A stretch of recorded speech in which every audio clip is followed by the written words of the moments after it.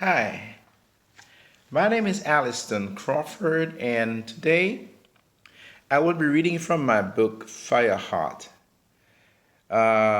This book is available on Amazon and also at various locations in Belize City, Brody's, Angela's Press, and so on.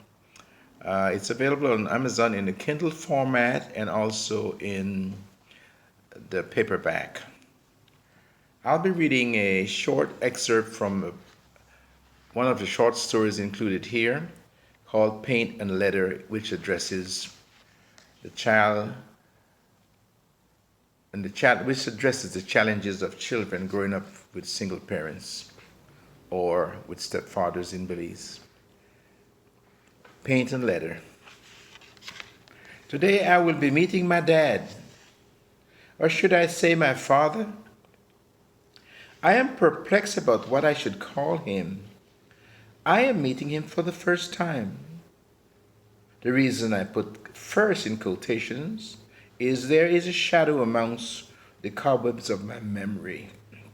Somewhere there is the recall of loud screaming and of door slamming and of the discourse about a brother at Listerwell Boys' School.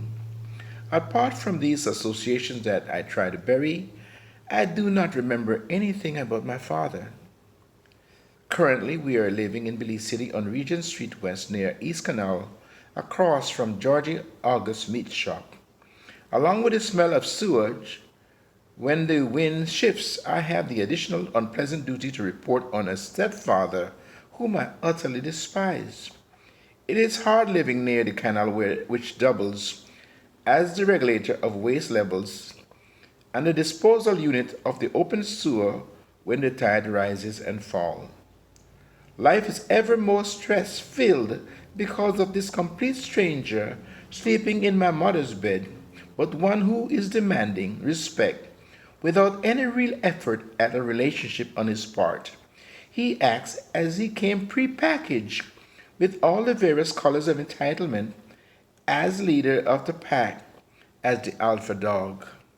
Before you think that I am being too harsh, let me explain my beliefs of the early 1950s. We are a people just recently removed from slavery, but still under the thumb of our colonial masters. We are a male-dominated society where women's rights are not even a word. It is completely foreign to the cultural landscape. Women, for the most part, have very little education, are predominantly a domestic partner, a servant, and the bearer of children. Unwed mothers or those separate from their partners are exploited because of need. A man with a job or trade was an extremely valuable commodity and very attractive. In this environment, I find my mother with 4 boys, no husband. I am child number 3. I stop there and Paint and Letter. I'll read now from the poem Creole Bread, which focuses on the hardship of raising children by yourself as a woman in this country, of my country, Belize. Creole bread. My mother makes Creole bread, great Creole bread, on the creaky wooden kitchen table, near the window, with the blinds shut to keep the cool in the room and the concuss out.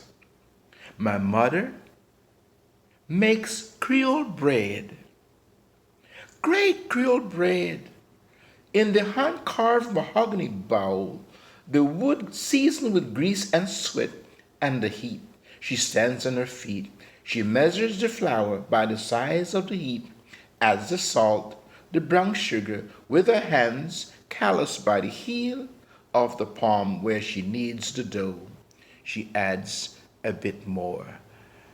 These are the excerpts I can read from my book today with the time afforded me. I thank you and I thank Miss Feline Caetano, for inviting me. God bless you.